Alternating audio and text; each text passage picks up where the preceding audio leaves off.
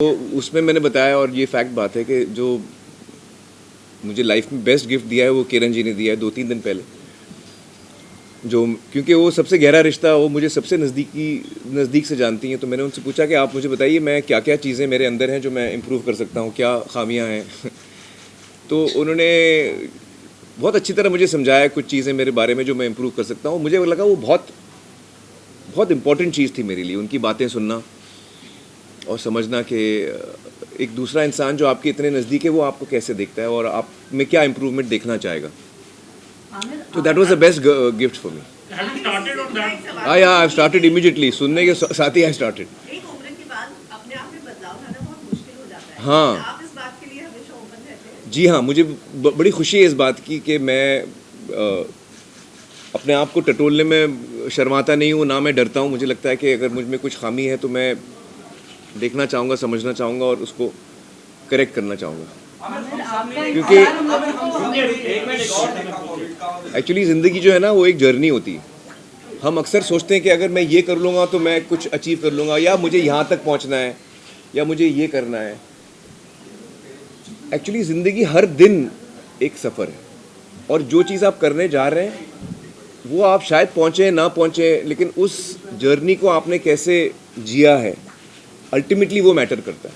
आमिर, कल मैंने आपका इंटरव्यू देखा देर रात जाकर, और काफी पोर्शन दोबारा देखे। अच्छा। एक सुपरस्टार का अपने बर्थडे के दिन इस तरह का इंटरव्यू देना और ये एडमिट करना कि हाँ मैंने अपने परिवार के लिए वक्त मिस किया, बहुत गट्स चाहिए और वाकई बहुत बड़ा रियलाइजेशन है।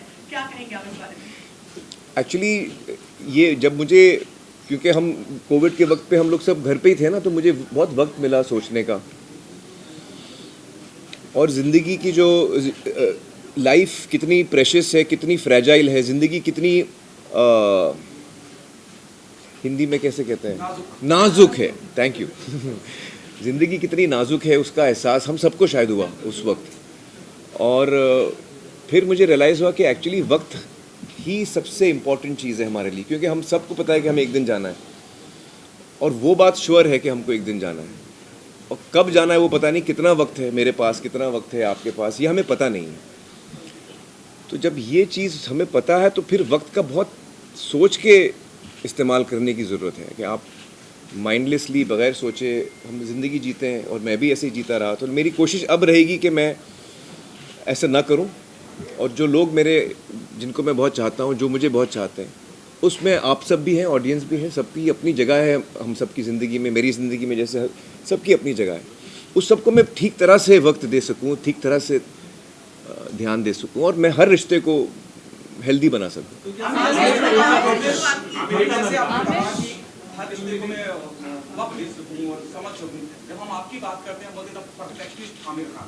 ये आप लोग ने पता नहीं कहाँ से टाइटल डाल दिया, परफेक्शनिस्ट। ईमानदारी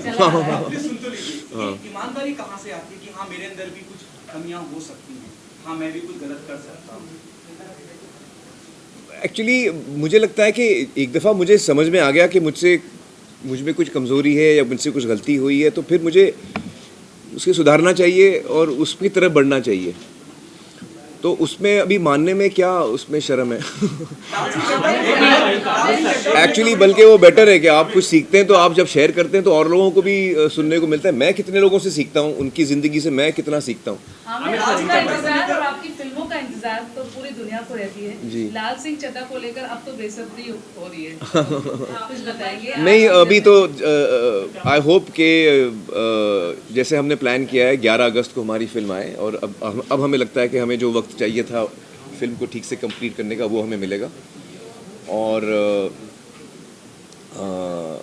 कोशिश कर रहे हैं हम अच्छी फिल्म बनाने के लिए। देखते हैं। लाल सिंह चड्ढा की लूप में हमेशा you believe one last that question, whatever, please. आप रोल करते तो उसी को जीते थे हमेशा, लेकिन how was that phase, that you gone through that?